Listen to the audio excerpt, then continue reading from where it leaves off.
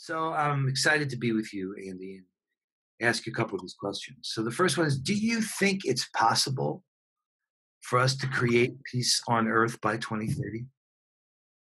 So I love this question, and when I saw it in print, my first reaction was to go, okay, so I'll just say yes, and then ask John to ask me the next question. Yes. What's the next question? And then I thought, well, of course, it's a little bit more complex than a yes and no question. And I started thinking about it from an interconnected standpoint.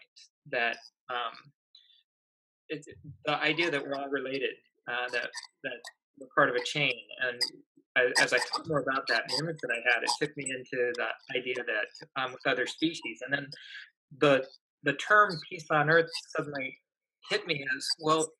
Maybe that term doesn't necessarily work for every species because of the dynamic between species. I started writing and I shared some of this writing with you, and I thought to the rabbit and hawk, the hawk who preys on the rabbit, is the rabbit going to have peace on Earth in 2030? Then it occurred to me there's that, I think it gets said it's like in the Bible, but I don't actually think it is, but the lion lying down with the lamb, and that's kind of been a reference for, I think, a form of peace on earth or utopia or something. And so it occurred to me that that may be not what it's about, but what is it that we're trying to do is, I think, cultivate an attitude that then translates into behavior.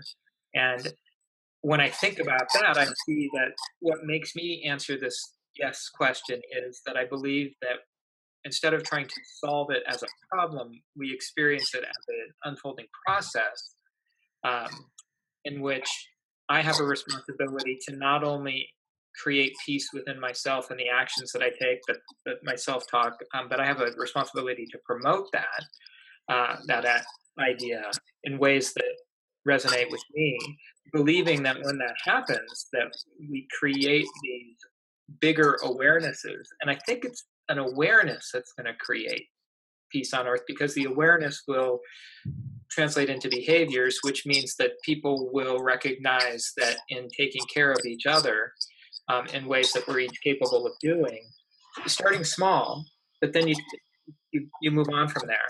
And as I was considering this further, I thought of it, it's a conspiracy. It's really what we're talking about here, but in a good way. And I remembered that the root of conspiracy is the same root of breathing, Mm. that's in respiration and even like aspiration. It's this idea to breathe. A conspiracy is simply to breathe together. Is literally what it means. So we're the co of conspiracy. We're and inspiration, which is also the same root of spirit. The idea being that when we take our first breath, we're infused with spirit or breath. So we're this conspiracy of peace, as an attitude and then as an action. So yes, I think it's possible for us to achieve world peace by 2030. Uh, we need to start by taking the first breath ourselves. Ah, beautiful. That is brilliant, Andy. That Yeah. is so well said. Well, Yeah, I don't know about that. We'll because, see. you know, if we could just honor the conflicts we have and not decide to kill each other over them and work out ways that we could respect the universal that's there for all of us in whatever shape or form, it would be a huge leap forward. And it's asking this question that allows for answers like you just shared with us to surface. Well, Uh, can I say something more, John? Or am I please. interrupting? It's an awareness, I think, of healthy human development.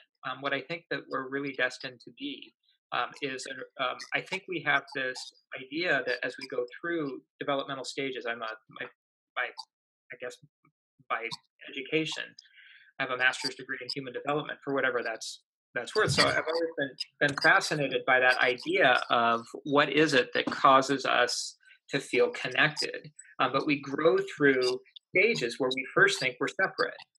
And I think a lot of people get stuck there. And I think it's the separation that causes us to think that I have to get more than you or I'm going to lose. And it creates competition, is this idea of separation.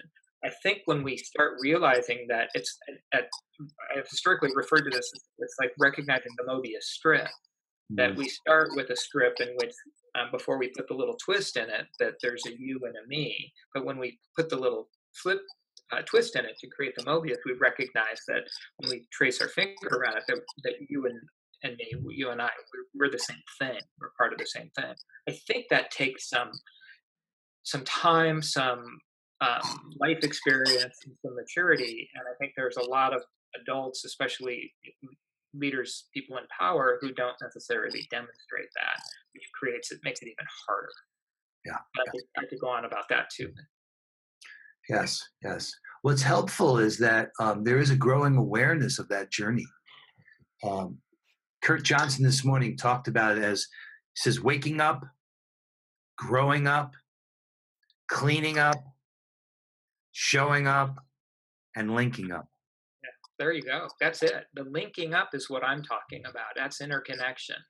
Right. This idea that we're part of something and recognizing that all along. I think once we link up, to use that term, I think we realize we always have been linked up. We just didn't know it. And Right. I think it's so right. So to me, it's a big part of what I want to do next is help people recognize that they're already linked up, even if they don't know it. So and what by that I mean that when they're acting a certain way, they're impacting everyone else. And if they're acting in a mindless way, or a violent way, or whatever word we want to use as the opposite of peace, they're impacting everything else. And the same then holds true when you're acting in a peaceful way. And I think that the simple byproduct of recognizing that is healthier connection. I told you before that I am a big fan of the Malvina Reynolds song, Magic Penny, that with the chorus, love is something, when you give it away, you end up having more. And I think that that is one of the most profound ideas and simple ideas that's out there that sums everything up for me. That's peace on earth. Beautiful. All right. So, what most stands in the way? Well, but these are all just opinions, right? So, what do I think most stands in the way?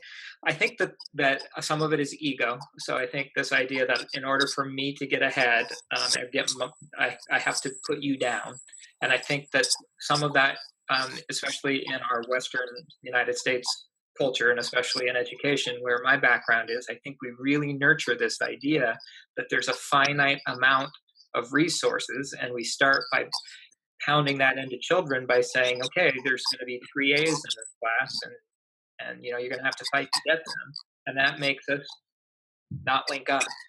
And so I think that's part of it. And I think that part of why we do that as educators is that we do tap into something that is human, but I think it's a, a not as advanced developmental stage that causes us to get stuck in those early stages, and enhances that idea that I'm more important than other people. So I think that's a big obstacle.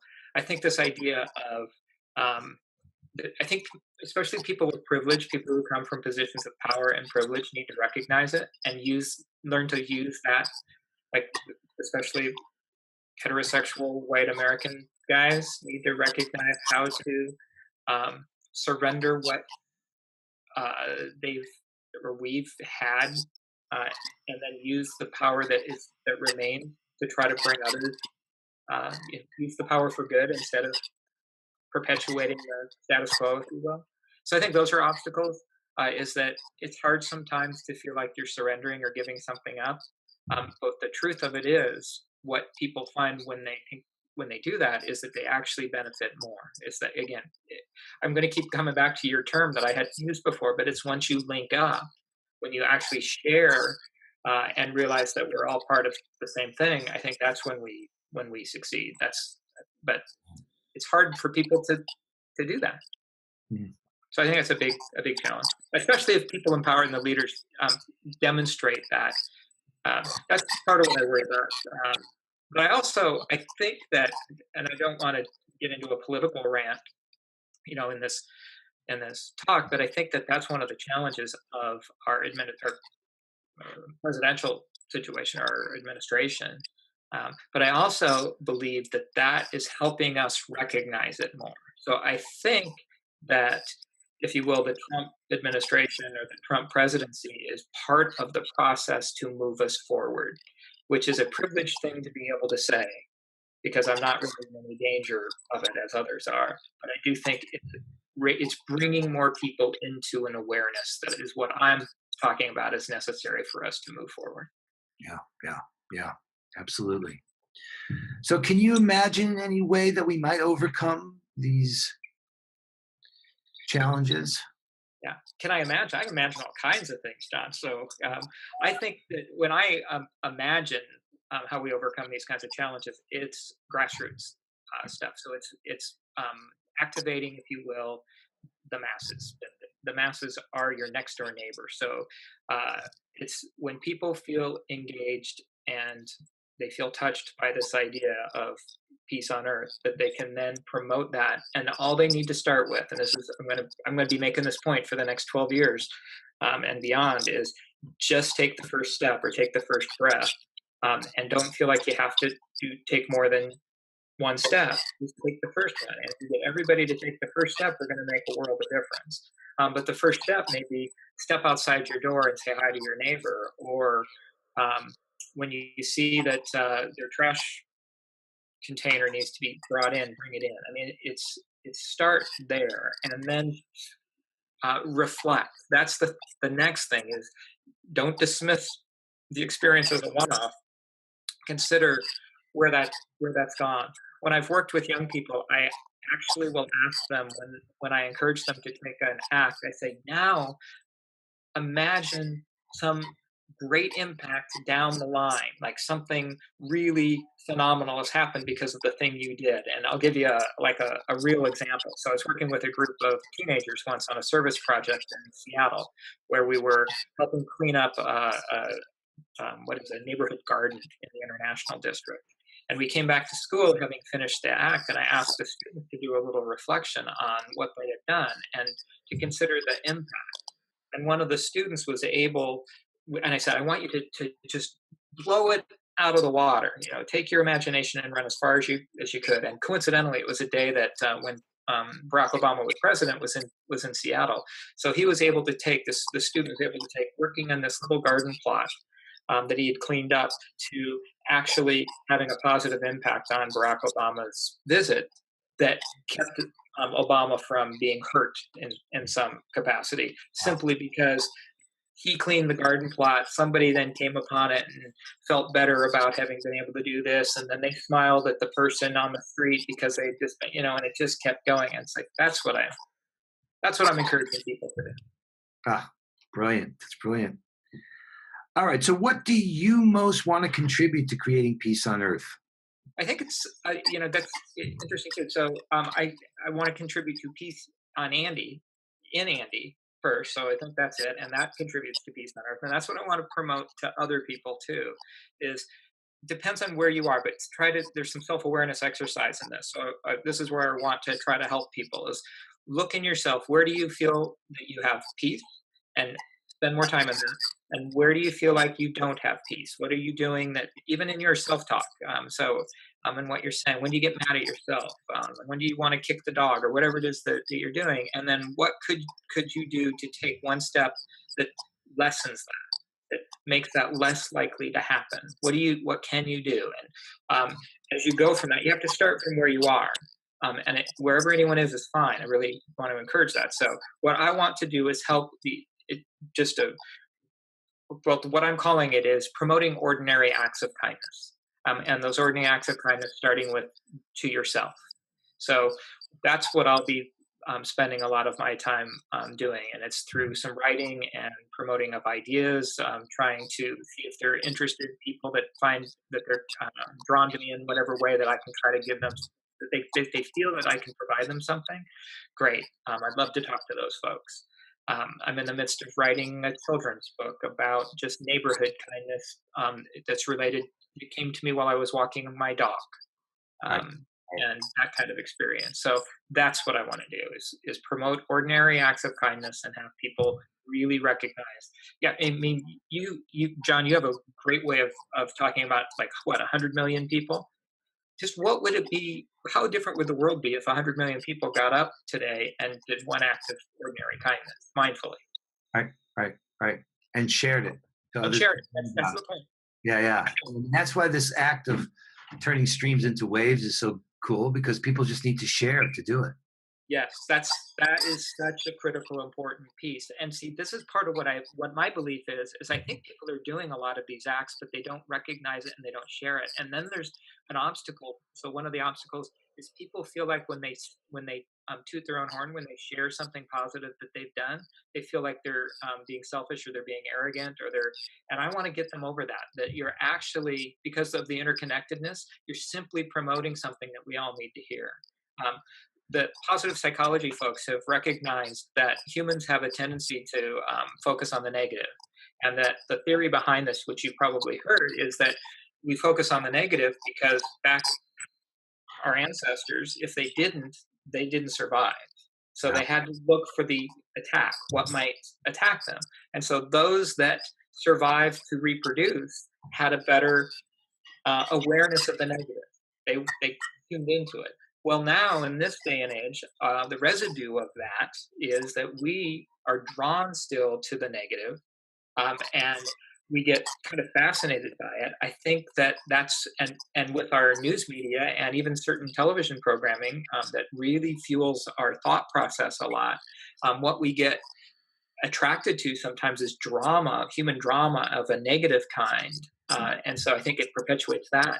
What the positive psychology folks say is we need three positives for every one negative to just equal, just to balance. And Wow. who gets three positives for every one negative that's out there? So that's part of what I'm trying to promote. And I think there's probably an acronym or something in there, but how about just Game. That's a compassion game. Come yeah, on. That's the three level positives? up. Level There up.